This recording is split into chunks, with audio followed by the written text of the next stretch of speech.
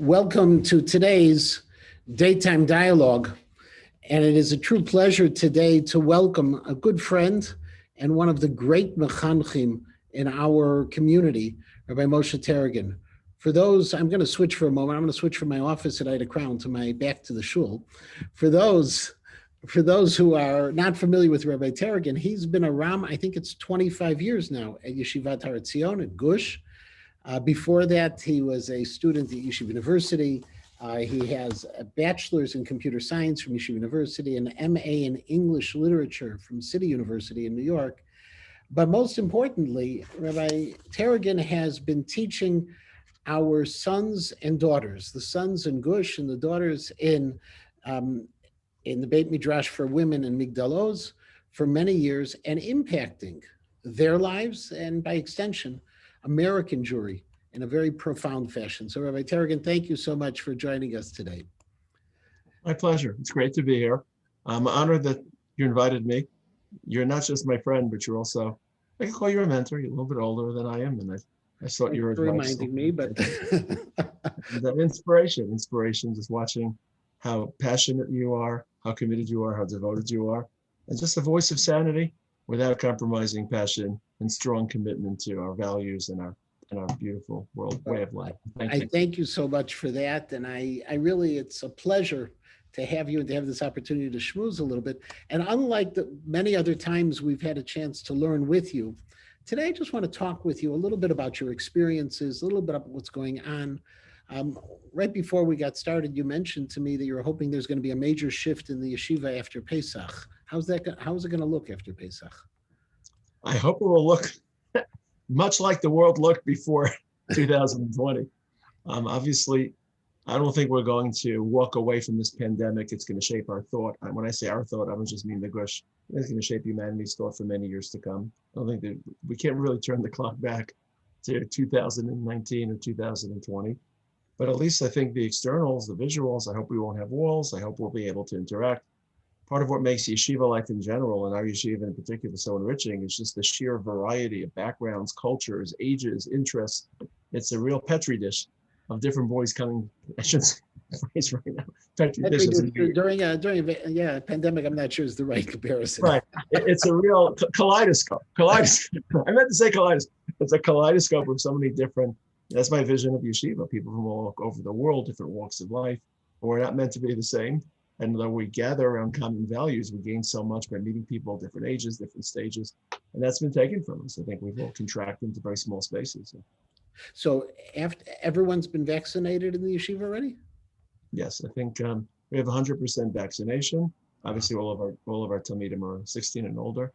And we're hoping, again, we have felt in the yeshiva, and this has guided our policy decisions throughout the process, that we don't only have to adhere to the Ministry of Health directives, we have to go beyond the call of duty. We have to worry about optics. Sadly enough, there's been so many deviances from public health expectations and standards committed by people who are associated with Torah and with Judaism. We feel like we have to stand in the breach and provide a different message. So we've been extremely cautious. I think we could have relaxed the standards about 2 weeks ago. We just felt like we had to send a message. So we've been very careful, even though we're immune. So no masks? We're still wearing masks, and we're still in enclosures, but we don't feel like we need it. Like the boys, it's a bit ironic. The boys are coming over my house for Shabbos and for Friday night dinners, and they're interacting with me socially. And then we all go back to yeshiva and put on our masks, but we feel like this. Wow. Okay, and let me just go back for a moment. How did you end up at Har Etzion? Oh, I didn't know the questions would be personal. I want to have a good time.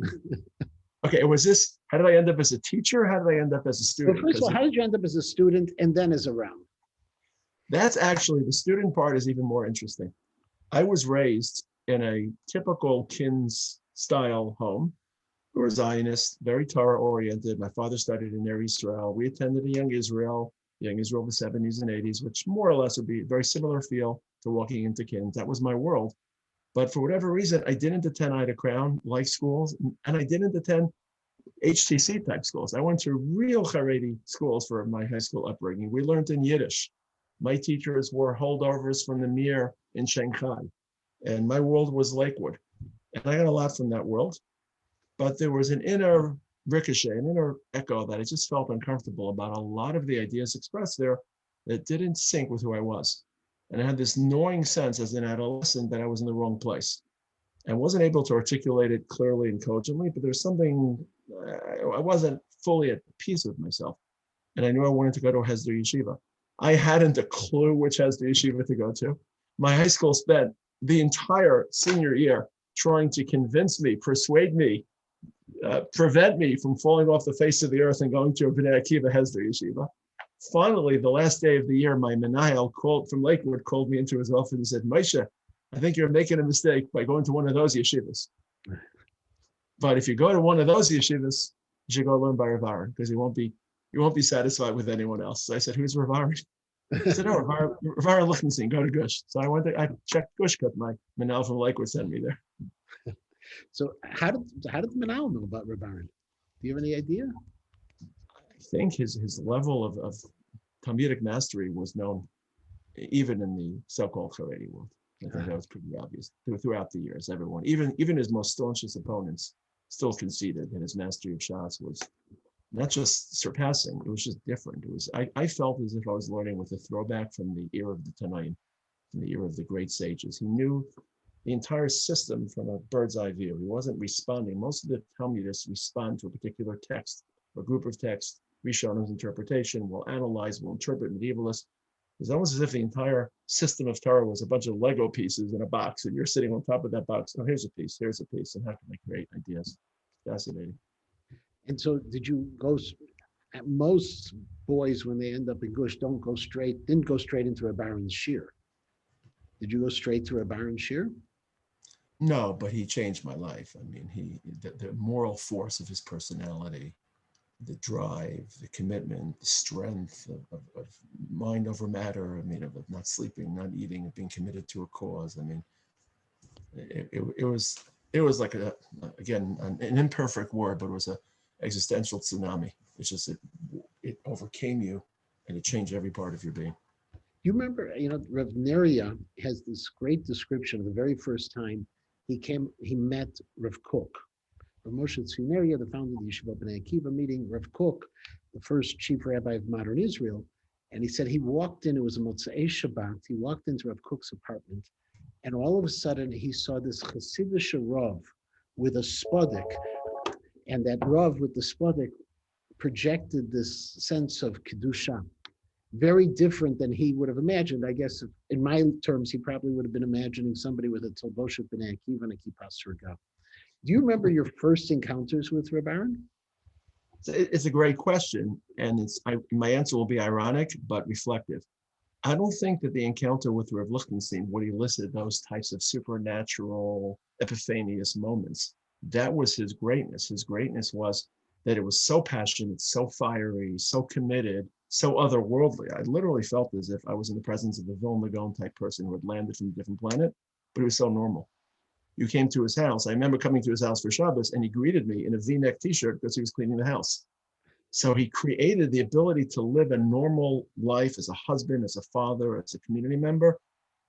And yet the accomplishments and the religious passion were as deep as I imagine Rav Neria was able to discover in Rav Kook, in his mind.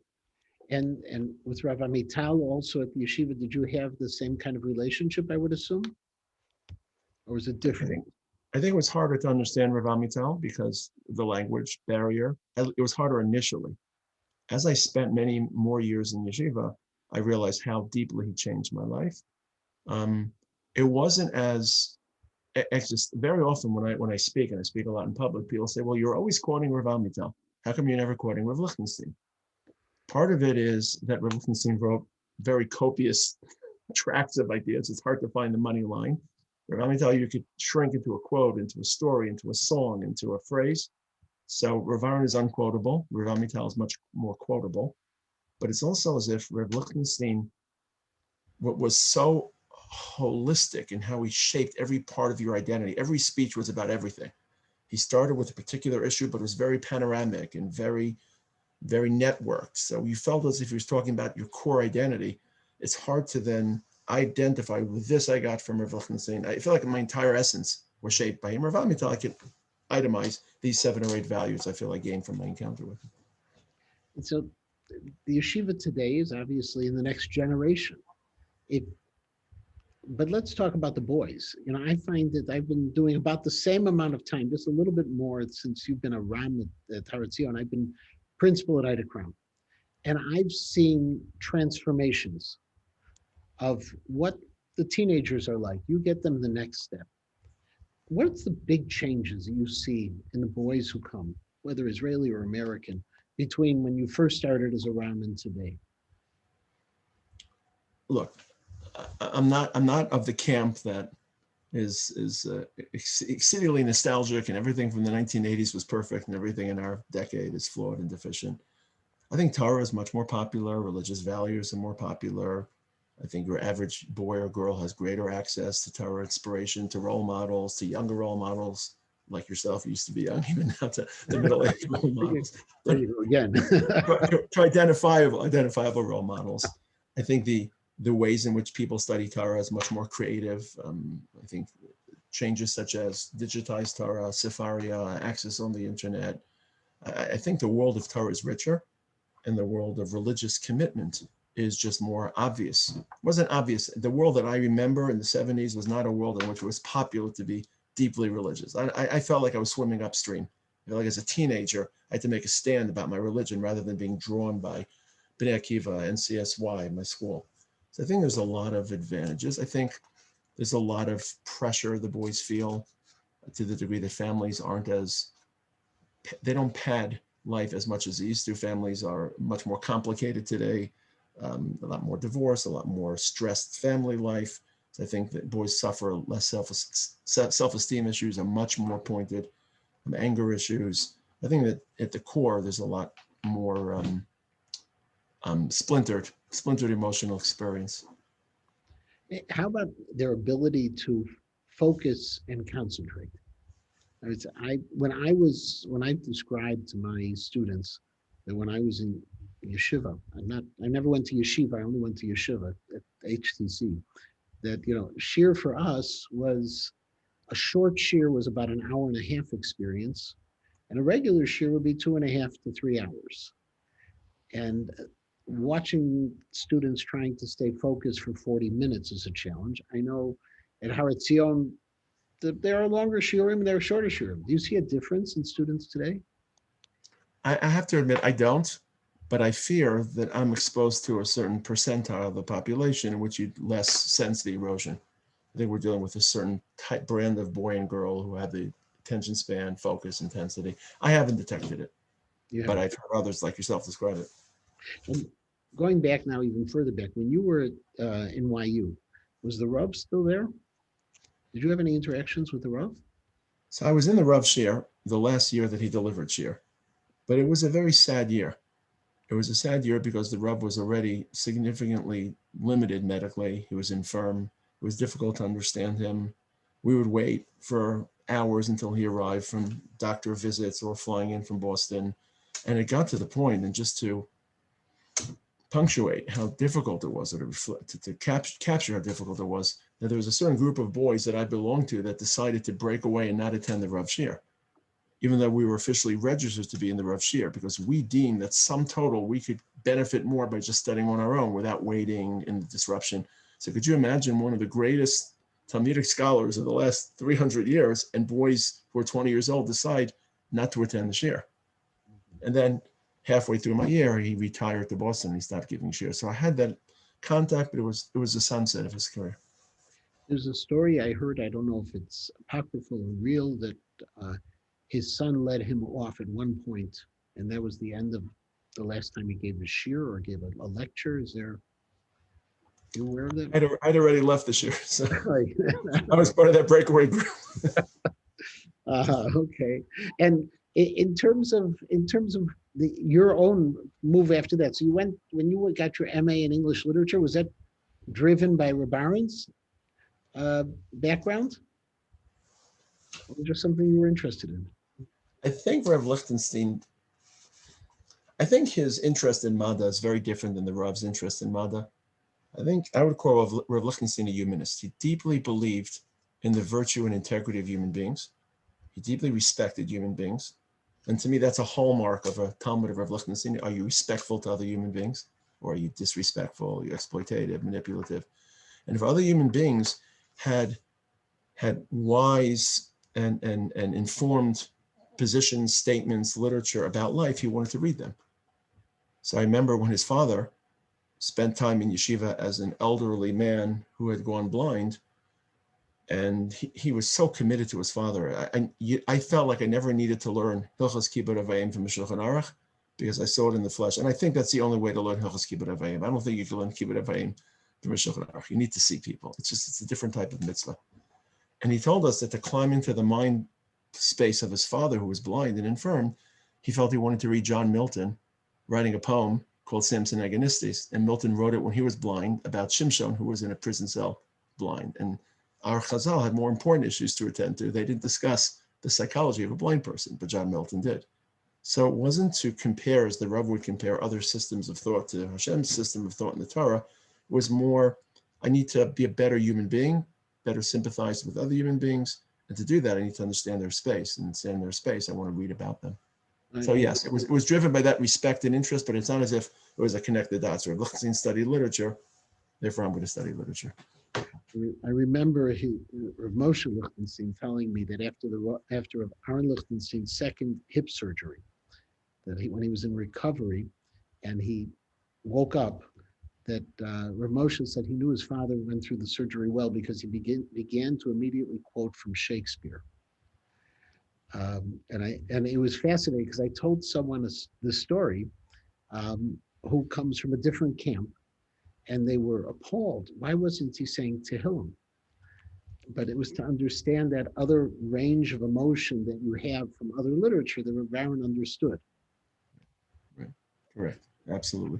So Rav Lichtenstein bestowed us the confidence that we could integrate broader sources of wisdom and insight without abdicating the depth of our religious commitment. And I think you need to have that confidence in life, and that can only be endowed by meeting someone like that. Every time I fear or question whether my intellectual curiosity and my attempt to bridge other worlds will compromise my religious integrity, I feel as if I have his image in my mind. It's so emblazoned into my consciousness. I feel like, well, if he could do it, then at my own, of course, shrunken, more, limited level, I feel like I can create that synthesis.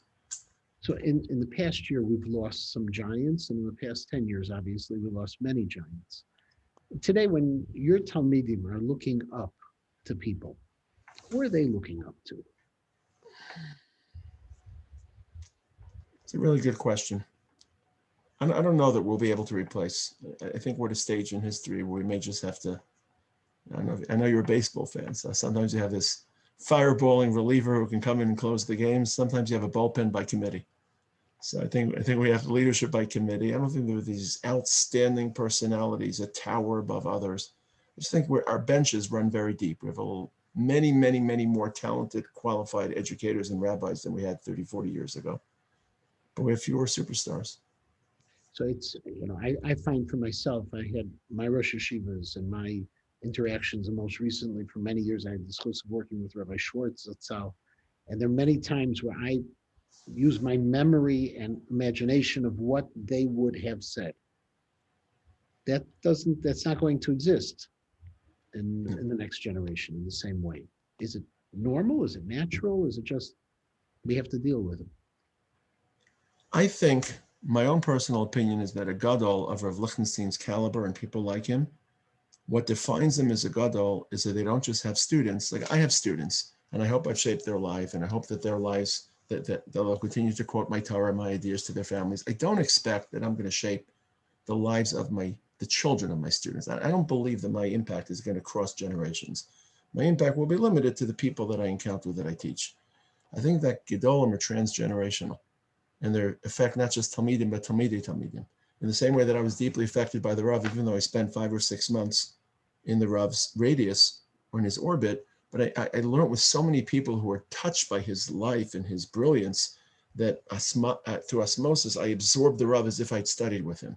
I believe that in the next generation, Rav Lichtenstein's legacy and Rav Amital's legacy will continue to be felt by my Talmidim and your Talmidim, and I've seen this.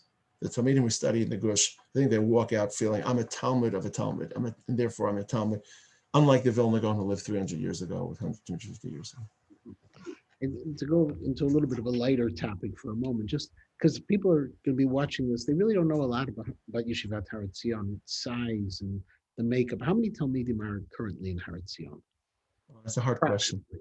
Depends how you slice it. There are about 450 students, probably closer to 500. The core yeshiva is a 5-year Hesder program, which combines army service and yeshiva studies. Baruch Hashem, we've been blessed. We have about 100 married students learning in our kollel, which is, I think, a real milestone for. We're not at the level of Lakewood yet, but I think for Hesder yeshivas, it's certainly impressive.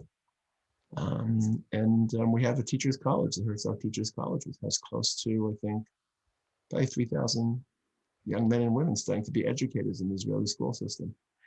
And the boys who come for the year in Israel, about how many boys come a year? So you mean overseas boys? Yeah, the overseas. We try not to discriminate with you. Let's start first of all from the Americans, because you also have the Southern Hemisphere, Europeans. We have about 50 boys who come each year to begin 1 or 2 years of study in yeshiva. Well, about 4 or 5 boys a year from Chicago. This year, there are 3 boys from Chicago who are planning on attending. I don't know the figures for the girls, but we also have a sister institution called Migdal Oz. I think there may be fewer overseas girls who come. But as you said, we're a very international program. We have a lot of South Africans, a lot of Australians. We have several Europeans, a couple tokens. Next year, we have a boy applying from France, a boy applying from South America. We also have a very unique program which several Chicago boys have attended, which was suspended this year, but hopefully will be reenacted next year, called the Darkener program for special needs boys. Natan Nussbaum, I don't know who else in Chicago. And you also had David Yahav was in that David one. Yahav, right? Yes. That's a very, very, very deeply, deeply valued, cherished program in the yeshiva. And then, of course, we have about 70 or 80 first-year Israelis who start their 5-year program with us. So. And in terms of yeshivot Hesder, there are so many nowadays, thank God, and it seems like there are waves that GUSH is one of the mainstays, core of the yeshivot Hesder, and then you start hearing all of these other names of yeshivot Hesder. Is there, in trying to get the fellows into their first year, in the first machzor, is there a competition between the yeshivot, or it's more the boys choose themselves? So I'm less involved in the intake of Israelis. But when you say there's so many Hesder yeshivot, I don't know who's listening, but when I ask most Americans how many Hesder yeshivot there are, they say 4, 3, because they're only familiar with the Hesder yeshivot that have American imprints. And those are yeshivot such as Keren B'Yavneh and Shalavim and Yeshivat HaKotel and GUSH and maybe Maleh Adumim. But in the broader Hesder landscape, there are, at least this year, it changes from year to year, more than 80 Hesder yeshivot. And that doesn't begin to account for the Mechina programs, nor does it account for the Rav Kook yeshivas, which are national religious, but aren't technically Hesder. They're more, you choose your own schedule of when to learn, when to serve in the army. Just in terms of surveying the landscape, there are 4 or 5 Hesder yeshivot. I think there's natural selection, I would say. I think the front runner Hesder yeshiva, like in America, the boys who apply to GUSH tend to also apply to a Keren B'Yavneh or to a Shalavim or to HaKotel. Whereas in Israel, the boys who apply to GUSH tend to apply to very, very different places. They apply to Maleh Adumim, they apply to Yerucham, where my boys all go to get away from me. They apply now. Still a Talmud of the GUSH. Right. They'll apply to Rav Shurlo, another Talmud of the GUSH in Karabatia, which is now in Tel Aviv. They'll apply to Otniel, another Talmud of the yeshiva. So those are what I would say, those are the 5 or 6 yeshivos that operate in our space, the very serious learners who are looking to attend a Western inflected Hesder yeshiva, less Rav Kook, but more of a Soloveitchik. I don't believe that there's competition. I hate to say it, but I think some of the competition coming from your end of the world is because it's money driven, I think. Programs that are operating with only Americans are the programs for profit. We don't really turn a profit because we're such a large institution. It just gets lost in the other beans, But I don't think in Israel is competition. I think there's, also remember, boys in Israel come and spend an entire week in the yeshiva to try out the yeshiva. It's a very different way of choosing than just having a man or a representative of the yeshiva present a 45-minute presentation about the yeshiva. And now with the new structure, it's not that now, since the passing of Rav Lichtenstein, Rabbi Mital, and their creation of this new structure of the second generation of Rosh Yeshivot, has there been, if you were walking into the yeshiva, with the exclusion of not seeing Rav Lichtenstein Zatzal or Rav Amital Zatzal, would you see a big difference in the day-to-day, in the shiurim, and even in the derech of the yeshiva, or is it be, as you mentioned before, intergenerational, their impact? Well, there's a fascinating article. I'll send you a link to the article, an op-ed piece by David Brooks. So it goes back a couple of years ago. Evidently, he belonged to some youth league through the fire department. And 40 years later, one of the members of that group had passed, and they all gathered to mourn their friend. And they felt their identification with that firemen's league so deeply 40 years later. So David Brooks asked the question, how come there are thin institutions we attend and that we move on in life? And then what he calls thick institutions that get into our blood and define us and we identify with them. And he lists 5 or 6 parameters for thick institutions.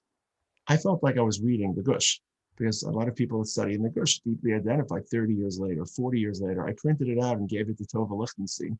It was after Lichtenstein had already passed, and she was just, thank you. She said, this is exactly who we are.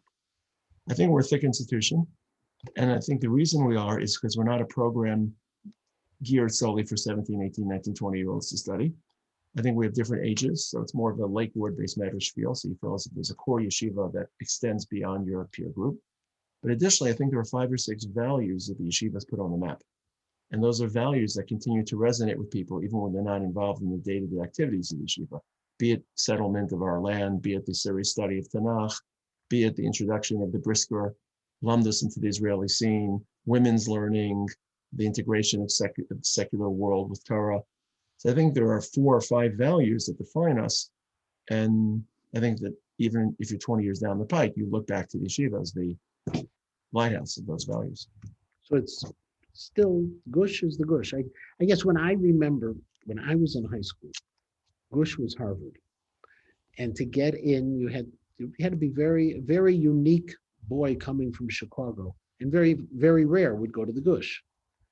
And now GUSH is accessible. So there is that, I don't know if it's just because we grew up or because once we figured out that, it isn't as inaccessible, we could possibly strive for that. And, full disclosure, my 3 boys all went to GUSH. And the reality is that maybe GUSH is the same and maybe we've changed. I don't know. Rabbi Gamliel used to control admittance into the base matters. There's a Pesach story. When he was deposed by Blazer ben Azariah, they added 400, some say 600 benches to the base matters. I think we've taken that tack. That generation of students who went through the initial stages of the GUSH. I think Rav Lichtenstein was so surpassing in his accomplishments that I think he truly had a difficult time imagining that you couldn't summon that same effort and finish Shas by the time you entered yeshiva. So I think his view of what students needed and what their level was a little bit disproportionate because he was so talented and achieved so much. I think the second generation, we've been able to realize not every high school boy will graduate Ida Crown knowing half of Shas, nor will he graduate HTC or other high schools. And how can we create a yeshiva which maintains the soul of who we are, but still grant more accessibility, softer landing, more hand-holding, without compromising? Once you sell your soul, you lose your identity. So I don't think we've lost our identity, but we've tried to round out the edges. And on that note, our time is up, Rabbi. So I truly appreciate this opportunity. It's been a lot of fun. I hope I didn't catch you off guard with some of the questions, but it's great to have you in person. Can I ask you a question? Yes, of course. What is your best story with Rav Aaron Lichtenstein? I was with Rabbi Riban when I was president of the RCA, and I had a meeting. Dov Carroll set up the meeting for me. And there were some very weighty issues that I was discussing with him. And watching the way he took apart the questions and the assumptions, so that by the time we were done in the conversation, some of those questions I was a little embarrassed to have asked because I realized after talking to them they weren't. But at one point there was a certain rabbi in America where there were some questions about it, and I raised the issue. And he said, look, this is something he just wrote. And I read it through, and there's nothing wrong with what he wrote. And so you may ask questions, but if what he writes is real and it's true, then you can't object. And so the truth of Rav Lichtenstein, and I'll give you one more, and then I'll let you go. He stayed at our house a couple of times, and so one time I was driving him to shul. He was in a sling.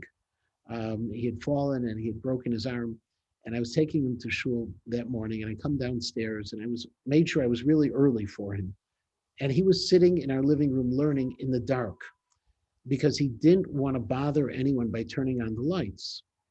And then I asked him, is there something, would you like to eat something or drink something before we go to shul? And he said, no. He said, but can he have a glass of water? And he apologized. He said he never ate anything or drank anything before davening, but his doctor insisted that he should have some juice before davening because he had had some fainting spells. And he explained to me how he discussed this with his doctor, and his doctor finally gave in and agreed it could be a glass of water. And I gave him a glass of water, and he drank it like it was medicine. There was no external hana or pleasure from that glass of water before davening. He had to have it, so he had it. He didn't break anything that he had been. Just those little things. One day we'll compare even more. Well, I thank you. This has been a lot of fun. I may actually call on you in the future again, but I look forward more to having you back in our show live, not just on Zoom. I look forward to the Kiddush after show. Oh, that we're talking about also. Rabbi Taragin, thank you so much for your time. Have a wonderful Great Pesach and a good Shabbos. Thank you so much. I'm honored to be part of this moment. Thank you.